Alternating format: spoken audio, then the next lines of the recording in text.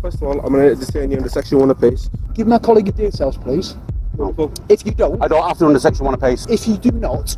Auditor FTA is legally flying his drone over a police station when one of the most dangerously undertrained officers you'll ever see charges in and instantly puts FTA at risk. The officer panics, shouts nonsense commands, and slaps cuffs on him like he's dealing with an armed suspect. Then a second officer shows up and somehow manages to make it even worse, straight up inventing laws to force FTA into giving his details.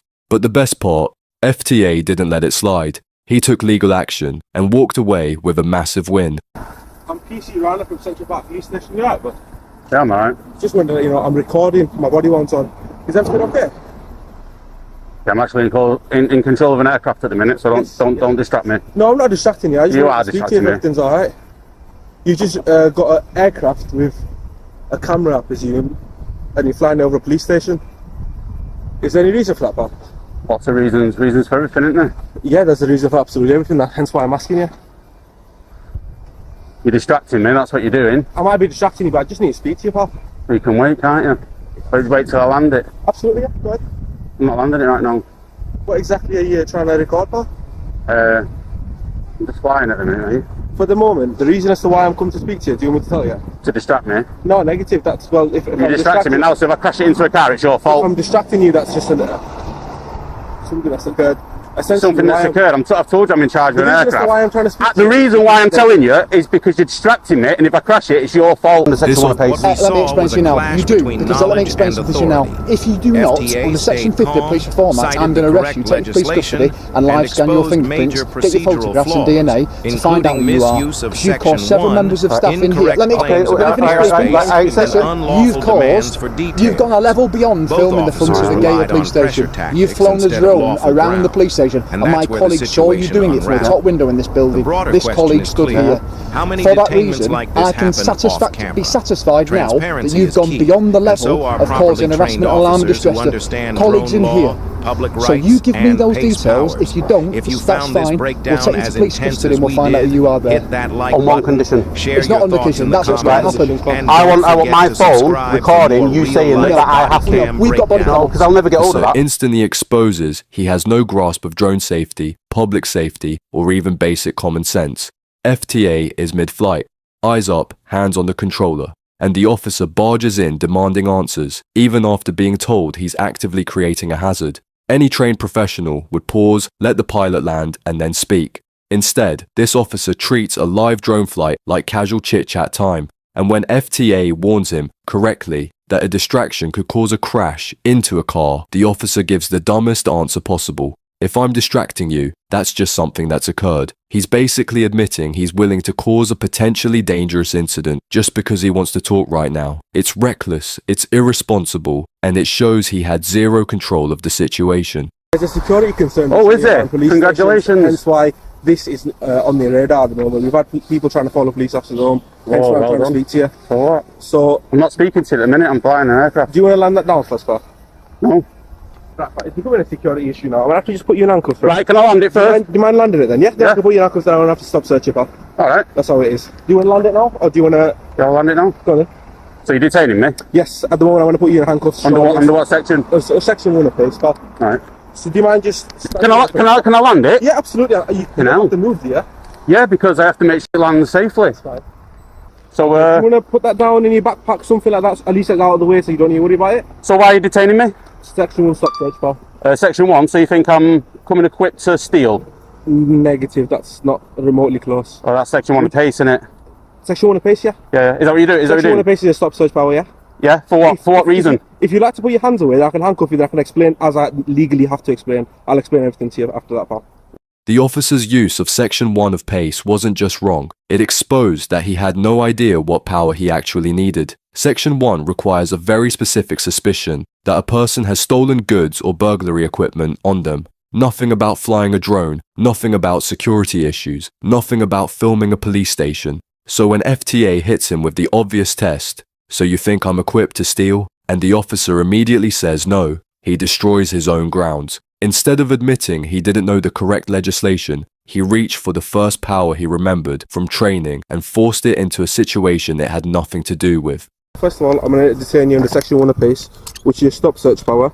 The reason as to why I'm doing so, hold on. I can't see any playing cards or the vehicle that I... So you know reasonable grounds, then, have you? I just explained my reasonable grounds. They're not reasonable in my opinion. My collar number's on my shoulder, pal, so I can't see it because he collar. You can see it right there, pal. None of which apply here. My collar number's right there. If you've got any issues with anything that I'm doing today, everything that you're doing, well within your right to complain. That's not an issue at all. The officer revealed he didn't understand the basics of what he was dealing with. FTA's location determines his rights, not the flight path of a drone, and the airspace above the police station isn't owned or controlled by the force. It's regulated nationally. But the real collapse came when he tried to justify a search. He threw out vague intel about people following officers home, as if that somehow linked to a guy. The reason why I'm doing so is because recently we've had information about individuals following police cars out of the stations in unmarked cars and playing cloned cars with fake number plates. If you want, you can like put that down. No, it's alright. That's fine, cool, noise. So that's one of the reasons as to why you're going to be detained. And now I can see you. I'm speaking to you. You're not giving me any reason as to why you're here at this very moment. I don't have to account for being in a public place. Absolutely not. You're not in a public place, but your drone is well within police property. What, the airspace? Yeah. You do control the airspace, do you? I'm not saying I control the airspace. Well, you don't control the airspace. As you can say, we've got recent intel claiming people are following police officers home in unmarked cars. I can't see that there's a car at the moment. I can't see any playing cars or the vehicle that I So you've got no reasonable grounds then, have you? I just explained my reasonable grounds. No, they're not reasonable in my opinion. My collar number's on my shoulder, pal. So if I can't see it because he collar. You can see it right there, pal. My collar number's right there. If you've got any issues with anything that I'm doing today, everything that you're doing, well within your right to complain. That's not an issue at all. The officer revealed he didn't understand the basics of what he was dealing with. FTA's location determines his rights, not the flight path of a drone. And the airspace above the police station isn't owned or controlled by the force. It's regulated nationally. But the real collapse came when he tried to justify a search. He threw out vague intel about people following officers home, as if that somehow linked to a guy peacefully flying a drone over a building. And then, unbelievably, he admitted he couldn't see any behavior that matched the intel. That's the moment his grounds died on impact. Because once an officer openly acknowledges there's no observed behavior, the suspicion becomes nothing more than a story, and the story cannot authorize a search. You're new to the job? Absolutely not. How long have you been in the job? A couple of years. Yeah, you should know better than I still have a couple of things I need to say to you. She just interrupted me. The reason... You're not searching me then? The ground... I am searching you. I'm just locking that up there so it doesn't hurt your wrists. Looking after you. I was unlocking it. No, I've seen that. I'm looking after you if anything. You're not looking after my eye, you put me in handcuffs. That's for your safety and my safety, you know how it is. The objects of my search is anything that could be used to follow police officers home or anything that could be used in illegal means. Do you understand what I mean? No. Right, so essentially I'm looking for items. So a car would be to follow... Absolutely, so I'm looking for car keys for this certain car that I'm looking for. What car are you looking for? At the moment... you don't know, do you? You're making it up. You're making it up as you go. Not, absolutely. Tell me what car it is then. Absolutely. Tell me what car it is then. Personal information. Oh, what an idiot. Police safety and awareness. So I can't really tell you that. That's fine. Oh, look at this now, idiots. Yeah. No, I'm not, mate. No, I'm not. Being detained for illegal activity. A drone about recent... Yeah. Oh, flying a drone. This is where the officer's story finally falls apart. He tries to justify the search by claiming he's looking for car keys for a certain vehicle, supposedly linked to people following officers home. Yet the second FTA asks what car, the officer freezes and hides behind "that's personal information." That slip tells you everything. He didn't have a specific car in mind at all. If the suspicion were real, he'd be able to state something. A colour, a model, a partial plate, anything. Instead, he makes the claim, then immediately refuses to back it up. And the moment an officer starts inventing details to prop up a search, the whole thing becomes crystal clear. This wasn't about following anyone home. It was about finding any excuse to justify a search he'd already decided to carry out. No, get off. Put your face down. No, that's illegal. What are you doing? You're going to get stop search now on the second. Yeah, I'm doing stop search. He's doing it. Come over here. No, come over here. Come over here now. I'll get your equipment. Come over here now. Listen to me now. My colleague's not already explained this to you. You're now detained under Section 1 of PACE, which the Police and Criminal Evidence Act 1984. The reasons for this are, I've got reason to suspect you're in the commission of offence by committing hostile reconnaissance in an area that's not open to the public. You are going far beyond YouTubing for a YouTube video. Really? You are flying an unmanned aircraft without authorisation over a police station. Don't need authorisation. Pull that down. No, that's illegal. Straight away. It's not illegal. It's really not So I've illegal. got reasonable grounds to believe. No. I need to know. This is for religious purposes. It's not religious. Yeah, it is. You want to get a reaction for whatever YouTube video you're doing. So this is what's going to happen. My colleague's going to put your handcuffs behind your back, and you're going to get stop searched. Once that's done, let's get your details. If I don't find anything in that bag on the grounds of the search and the stop search that we do, anything that prohibited items or illegal in the commission of the offence should be potentially committed, you may be released. The second officer comes in twice as loud and half as informed, immediately claiming he's flying without authorization over a police station. It's the same old myth officers cling to, that anything flown near a police building must somehow be illegal. But UK airspace isn't controlled by the police. Unless the CAA has marked the area as restricted, which this wasn't, FTA is fully entitled to fly there. Police stations don't get special no-fly bubbles just because they don't like being filmed. Also, without warning, he reaches out and pulls down FTA's face covering. No request, no lawful power, just pure ego and entitlement. A face covering isn't contraband, and it's not obstructing a search. It's personal clothing.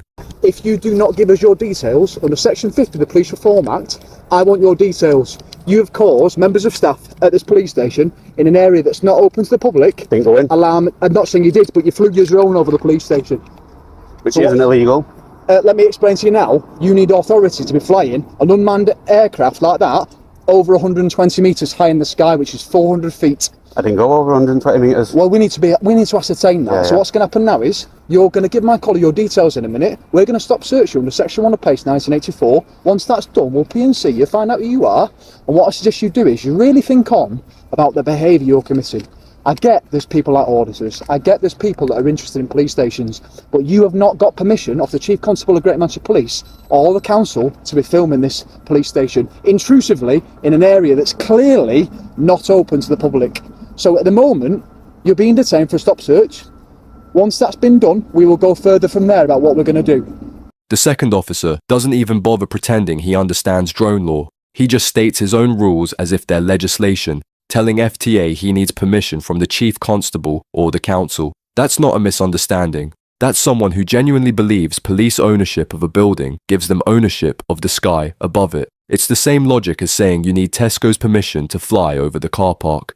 Completely invented, completely unlawful, and delivered with full confidence. The officer wasn't enforcing regulations, he was defending his patch, and when he realised he had no power to stop illegal drone flight, he defaulted to the one move badly trained officers always fall back on: assert authority loudly and hope the public folds. Give my colleague your details, please. No. If you don't... I don't have to under Section 1 of PACE. let me explain to you now. You do, because let me explain something to you now. If you do not, under Section 50 of Police Reform Act, I'm going to arrest you, take you to police custody, and live scan your fingerprints, get your photographs and DNA to find out who you are. Because you've caused several members of staff in here. Let me explain. Let me finish speaking. Listen, you've gone a level beyond filming the front of the gate of police station. You've flown the drone around the police station, and my colleague saw you doing it from a top window in this building. This colleague stood here. For that reason, I can be satisfied now that you've gone beyond the level of causing harassment, alarm and distress to colleagues in here. So you give me those details. If you don't, that's fine. We'll take you to police custody and we'll find out who you are there. On one condition. It's not under condition. That's what's going to happen. I want my phone recording you saying that I have to. No, we've got body cam. No, because I'll never get hold of that. Yeah, you can. No, I've tried it before. I don't get it. Well, ultimately, mate, listen to me now. You've got 5 to 10 seconds to make a decision. If you don't, I'm going to take you to police custody. Following the search, we're going to carry out under Section 1 of PACE 1984. Right, search me first, and then I'll give me details. That's fine. Okay. The Section 50 threat was the final proof these officers were completely out of their depth. The second cop tried to claim FTA had caused harassment, alarm and distress, not to members of the public, but to police officers who chose to confront him, detain him, lie about the law and pull his face covering off. That's not Section 50, that's pure desperation. He wasn't responding to any criminal behaviour, he was reacting to being challenged by someone who knew his rights, and FTA's own comment under the video confirms exactly why the force ended up paying out.